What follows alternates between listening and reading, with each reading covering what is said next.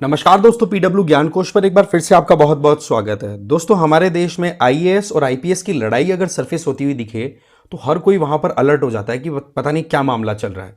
अभी जो इस वीडियो में हम डिस्कस करेंगे वहां पर एक आईएएस ऑफिसर है जिनका नाम है रोहिणी सिंदूरी। ठीक है, इनका नाम है रोहिणी।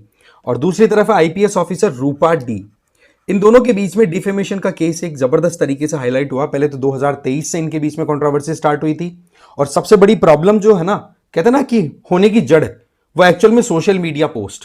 और इस सोशल मीडिया पोस्ट के चलते जहां पर एक इंडिविजुअल अपने personal freedom of speech and expression को यूटिलाइज करता है, तो उस टाइम पर शायद उस इंडिविजुअल के दिमाग से ये निकल जाता है कि भाई मैं जिस पोजीशन पे, जिस पोस्ट पर बैठा हूं या बैठी हूं, तो वहां पर मुझे क्या सोच समझ करके अपने कंडक्ट्स को कंटिन्यू करना चाहिए। देखो, यहां पर सबसे बड़ी प्रॉब्लम क्या आती है। एक तो आपकी होती है प्राइवेट लाइफ, जहां पर आप अपनी पर्सनल एक्टिविटीज करते हैं, अपनी रिलेशनशिप को मेंटेन करते हैं। और वहीं पर आपकी दूसरी तरफ होती है पब्लिक लाइफ, जहां पर आप लोगों से इंटरेक्ट करते हैं, एक स्टैंडर्ड्स को फॉलो करते हुए, रूल जो होते हैं, स्टैंडर्ड कोड ऑफ कंडक्ट होता है, उनको फॉलो करते हुए अपनी ड्यूटीज को परफॉर्म करते रहते हैं। बट कई बार क्या होता है कि दोनों के बीच की जो लिमिट है ना, वो समझना बड़ा मुश्किल हो जाता है, पब्लिक और प्राइवेट लाइफ के बीच की। और वो जो लिमिट है ना, वो क्रॉस होते ही फिर इस तरीके की प्रॉब्लम आ जाती है। जहां पर रूपा डी, आईपीएस रूपा जो है, उनके द्वारा एक सोशल मीडिया पोस्ट डाली जाती है। किनके बारे में? आईएएस रोहिणी के बारे में। और उसमें यह कहा जाता है कि भाई इनके द्वारा कुछ इस तरीके की पोस्ट डाली गई है सोशल मीडिया पे, इस तरीके से इनके कंडक्ट्स देखे जा रहे हैं जो कि अपने सीनियर्स को लुभाने की कोशिश की जा रही है। इस बात को लेकर के आईएएस रोहिणी ने रूपा, आईपीएस रूपा जो है, उनके खिलाफ में एक तरीके से डिफेमेशन का केस दायर कर दिया। फिर समय बीतता है, सुप्रीम कोर्ट तक मामला पहुंचता, पूरी डिटेल बताऊंगा। सुप्रीम कोर्ट ने कहते बोला मिल बांट करके बैठ जाओ, बातचीत करके और इसको सारा सेटल कर दो, ऑन द टेबल बात करिए आप। मामला विड्रॉ हो जाता है, चलो ठीक है। बट एक बार फिर से दिसंबर 2024 में आईपीएस रूपा जो है, उन्होंने डिफेमेशन केस रजिस्टर कर दिया मजिस्ट्रेरियल कोर्ट बेंगलुरु में। इसके चलते ये केस रीसर्फेस हुआ।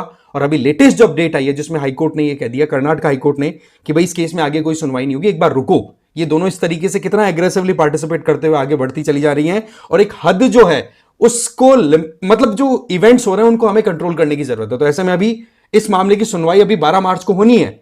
बट स्टिल अभी जो सिचुएशन है वो हमारे लिए समझनी जरूरी है, क्योंकि ये केस है हमारी खुद के फ्यूचर से रिलेटेड जो सर्विसेज हैं उनसे संबंधित।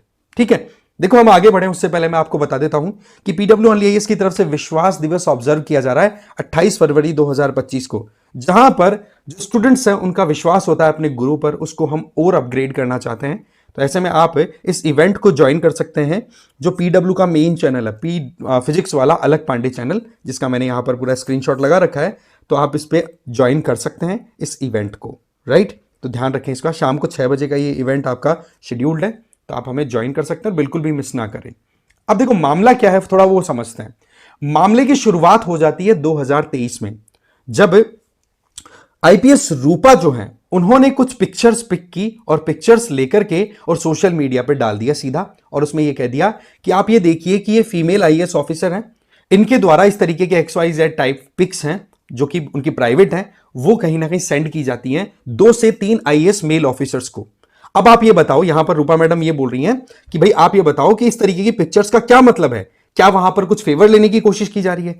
क्या ये आईएएस सर्विस कंडक्ट रूल्स का वायलेशन नहीं है?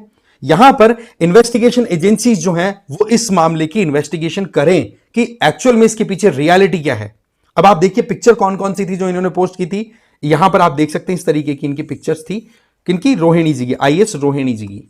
तो इन्होंने ये पिक पोस्ट करते हुए इनके ऊपर एक तरीके से एलिगेशन लगा दिए कि भाई आप ये देखो कि एक सिविल सर्वेंट होने के नाते यहां पर आपको एक डेकोरम मेंटेन करके चलना होता है, और आप ये पोस्ट डाल देते हैं। तो ये हो गया मामला शुरू, यहां से इग्नाइट हो गया। फिर उसके बाद में आईएएस रोहिणी जो है, उनके द्वारा ये कहा जाता है कि आईपीएस साहब एक चीज बता दीजिए, आपने जो फोटोज कलेक्ट किए ना, वो सारी की सारी मेरी सोशल मीडिया पोस्ट है। नंबर 2, मेरे खुद के व्हाट्सएप स्टेटस जो है उनके स्क्रीनशॉट आपने लिए हैं, और वो आपने एक साथ कोलाज बना करके पोस्ट कर दिया। और बोला जा रहा है कि आप ये बताइए कि आईएएस ऑफिसर हैं इस तरीके से मिसकंडक्ट में या अनएथिकल एक्टिविटीज में उलझी हुई हैं। तो आप एक चीज बताइए आईपीएस साहिबा, कि आप उन आईएएस ऑफिसर्स के नाम तो बता दो जिनको मैंने ये पोस्ट भेजी थी या फिर ये पिक्चर्स भेजी थी। इस तरीके से इनके बीच में तू मैं स्टार्ट हो गई। तो ये मामला जो था, इस मामले में कहीं ना कहीं आईपीएस के द्वारा डाली हुई पोस्ट आईएएस का मानहानि करने वाला बनता हुआ दिखाई पड़ा।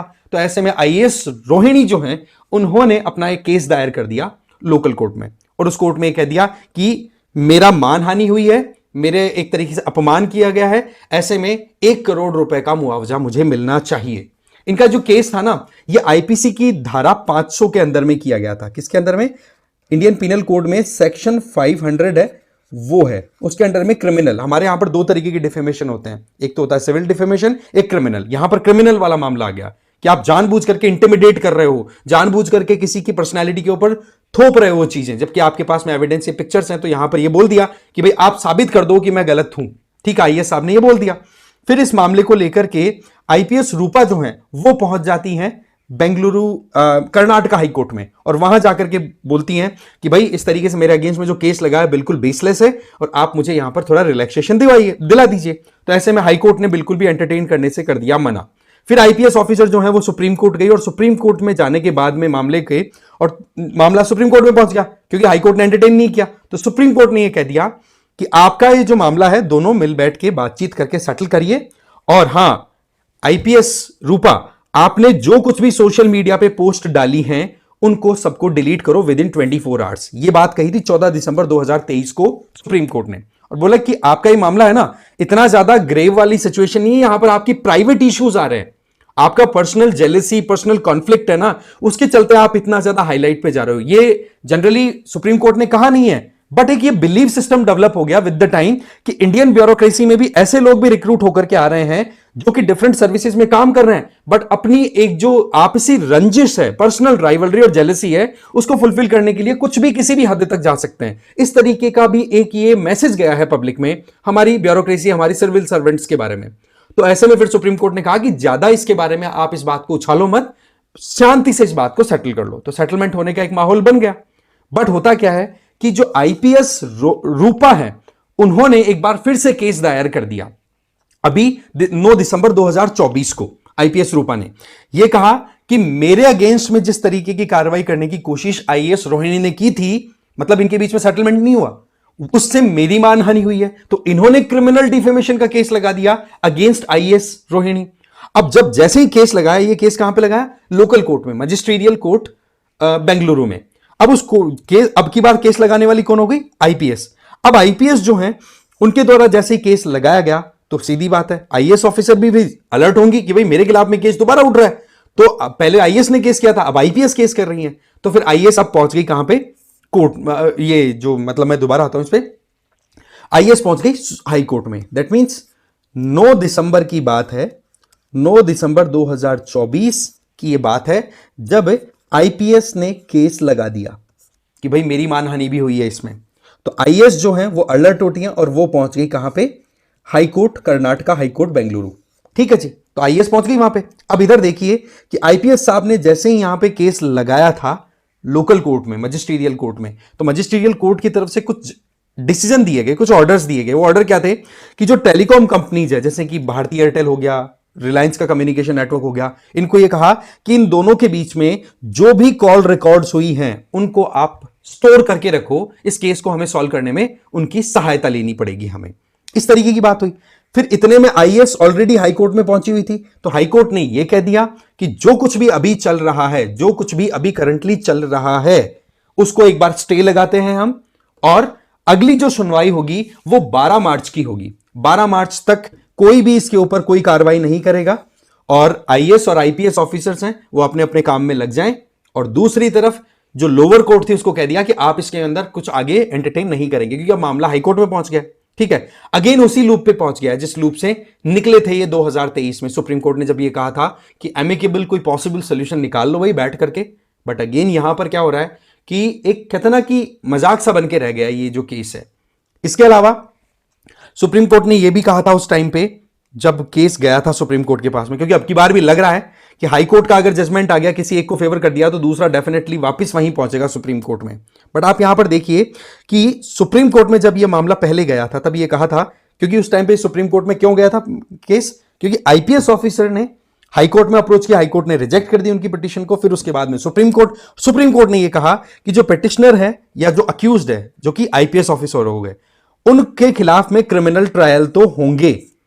समझ रहे हैं? उनके खिलाफ में क्रिमिनल ट्रायल्स तो होंगे। क्योंकि उन्होंने फेसबुक अकाउंट या फिर किसी भी प्रिंट मीडिया के साथ में अपना जो कंटेंट था वो शेयर किया, और वो भी दूसरे इंडिविजुअल का जो पर्सनल है, प्राइवेट है।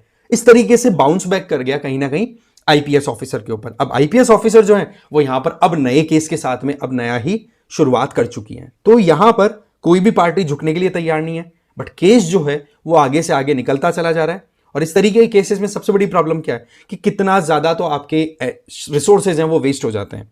और क्या आप मैसेज देना चाहते हो कि भाई हमने अच्छी खासी तैयारी करके एक एग्जाम क्रैक करके अच्छी पोजीशन गेन की, और आज हमारे पास में पावर है, बहुत सारी रिस्पॉन्सिबिलिटीज हैं, बट स्टिल हम कहीं ना कहीं पर्सनली उसी कंटेक्ट पे चलेंगे जैसे कि हम हैं। तो वो एक मैसेज थोड़ा सा वीक वहां पे चला जाता है अगर हम कॉमन मैसेज की बात करें।